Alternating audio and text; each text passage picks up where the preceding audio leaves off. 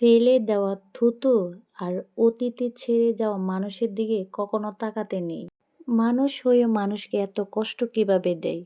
তাদের কি খারাপ লাগে না? যারা একসময় বলতো তোমাকে প্রচুর ভালোবাসি, কষ্ট দিলে আমারও কষ্ট হয়।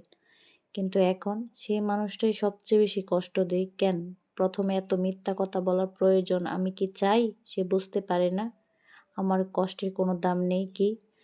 তবে এত কষ্ট দেওয়ার পরও আমি তার কাছে ফিরে যাই। সে কি বুঝতে পারে না যে আমি বারবার ফিরে আসি যতই কষ্ট দেই? আমার মন ছাড়ে না তাকে। মানুষ কেন এমন হয় যে ভালোবাসার কথা বলে? কি কষ্ট দিয়ে ভেঙে ফেলো? আমার হৃদয় বুঝে। ভালোবাসা কখনো সহজ হয় না। তবুও আমি ফিরে যাই যেখানে সে আছে। তাদের ব্যবহার তাদের সাথে করলেই তারা মানতে পারে না। অথচ তাদের করা ব্যবহার আমার হৃদয়ে ক্ষত সৃষ্টি করেছে। মানুষ শুধু ব্যথাই না, কথায়ও মারে। কথায় যে কত ব্যথা তা শুধু আঘাতপ্রাপ্ত মানুষই জানে।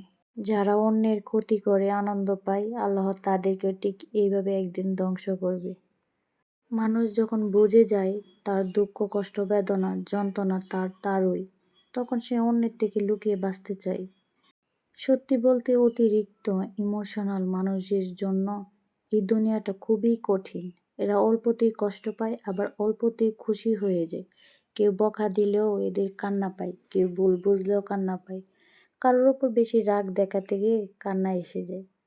কিন্তু কান্না আসলেই তো আর কাঁদা যায় না, চেপে রাখতে হয়। কাউকে বোঝানোও যায় না। এক কথায় ইমোশনাল মানুষের জন্য দুঃখের শেষ নাই। মানুষ তার নিজের সুখের জন্য একজন মানুষের জীবনকে ধ্বংস করে দিয়ে যায়। মাঝে মাঝে কিছু মানুষকে বলতে চাই, আপনাদের দেওয়া কষ্ট আমার রুহ অব্দি কেঁপে ওঠে।